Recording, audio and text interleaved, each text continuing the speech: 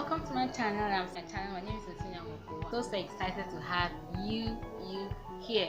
Alright, in this video I'm going to be talking about how to write a very vicious antagonist and villain. If that's something you like to watch, keep watching. Alright, the first thing I do when I'm trying to draft my character image, I make sure that I give that character some form of power. Power can be physical power, power can be mental power. They're very intelligent, they know how to craft and take lots of action. Power can be monetary, they're very rich, they're very influential. Power can be people that are emotionally detached from other people. They can take lots of actions and not feel any kind of emotion. They the word for it, they don't have conscience. They are rich people like that. That's a form of power, at least from my mind. There's a character that I love because it was very powerful, and that character, most characters that you see, most villains and you see are very powerful. Like if you look at Smallville, Clark Kent was very this guy Lex Luthor was very powerful. He had a lot of power. He had mental power, he had monetary, he was very rich. So that will make that character have the next point I'm about to mention, competent. That when your character is very powerful, it can also carry out the action that he or she takes to the latter. Like that's a very interesting and very vicious antagonist.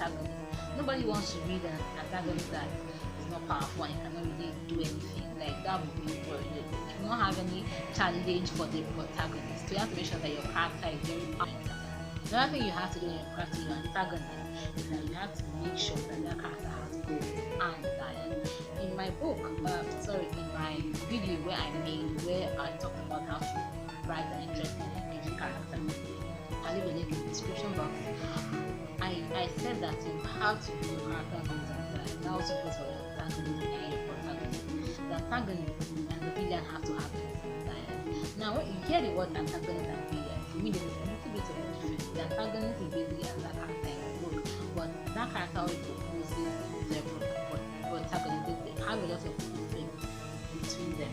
But the villain really is a little bit, has some kind of evilness about him or her. But the antagonist is just another character, but the actions the character takes makes the character assume that role of being the antagonist. Now, the character must have goals and desires, but what differentiates the antagonist from the protagonist is that the antagonist, the way the person goes about taking these actions are not so nice. Like in his mind, he might feel that he's doing the right thing, but the actions the person takes just put the person in the box of being the antagonist. Now, what I always do when I'm also crafting my antagonist is that I make sure that that character is relatable. Like nobody is straightforward, good or bad. People are complex. Like if you know yourself very well, you know you have layers to you. You are good and you have some parts of you that are not so good. So you have to make sure that you show that in your character. This is the author I really love, Stephen Sheldon.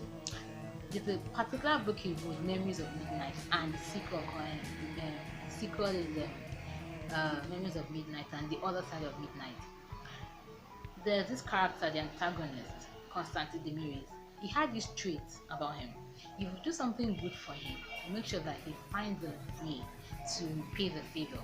And if you do something bad to Constantine Demiris, no matter where you hide, he will find you and deal with you. So that to me is very relatable because most people are kind of like that. They kind of try to like repay good for good and evil for evil. So that was very relatable. So you have to make sure that your character is very relatable. Meaning that another thing I also do is I make sure I show the backstory of my characters. It's not everyone that does that, but for me, I kind of show the progression. I try to show you how this person started. Like I really love the way Smallville was written. Like you can see that Lex Luthor didn't start out as a bad person. Like they showed you the progression. In the beginning, he was friends with Clark Kent.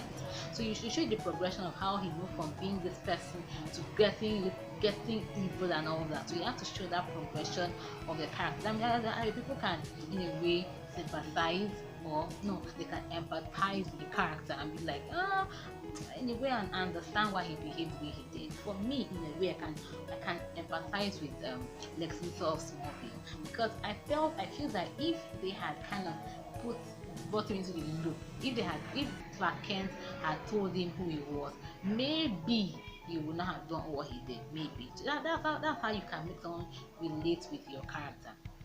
Another thing I do when I'm crafting my character. Hold on. Have you subscribed to my channel yet? I would love you to do that, because just do that, please. Because I bring content on writing, I bring content on fashion, I bring a lot of content on personal development and some story time. So if that's something that you like or any of those things, subscribe so that you can see more videos, and remember to just click that bell. That way you'll be notified whenever I drop any content on this channel. Alright, the next thing I do when I'm crafting any character at all is that I try to give the person some traits about myself or other people that I know. Now, that can also be, you know yourself, you know you're not a single person, you have some parts about you, have layers to you. Now, so when I'm writing an antagonist, I just try to give at least one trait about myself that I don't really like, or about someone that I know. That way that character is relatable, like bring that character to life for me. And that is basically what I do. I write a character and just add at least one trait about myself to all the other traits I'm going to write. So and then that really brings that character to life for me. And another thing I think you should do, or I'm saying you should do when you're writing your antagonist, is to make sure that that character is, as in, you show all the elements and all the sides and all the layers of your character. That way people can easily relate to the character. Now, the last thing I do when I'm writing my character is that I make sure that I make the character to get away with something. Yeah, I do that. That really makes people crazy. When they read anything in my book and they're like, imagine, so that person did this. And it's one or two things the person will get away with it. That will make me really hate that character. If you, my book, choices, I'll leave the link to my book in the description, but just in case you want to check it out. The antagonist of the book, Valentine, he basically went after somebody's wife.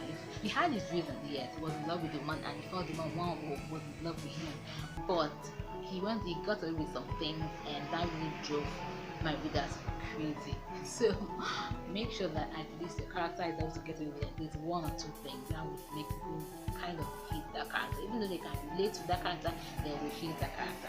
So a short recap: make sure your character has power, the villain or the antagonist of the book has power, is competent, the person has sides to him or her, has layers to him or her, the person has goals and desires, and the person kind of gets away with something. That will make you hate that character. If you love this person, give it a thumbs up and really love that character, you love it, and videos on writing, and some in the description box. Is there anything I've not mentioned that you do when you're crafting your antagonist? Let me know in the description. I'll put it there.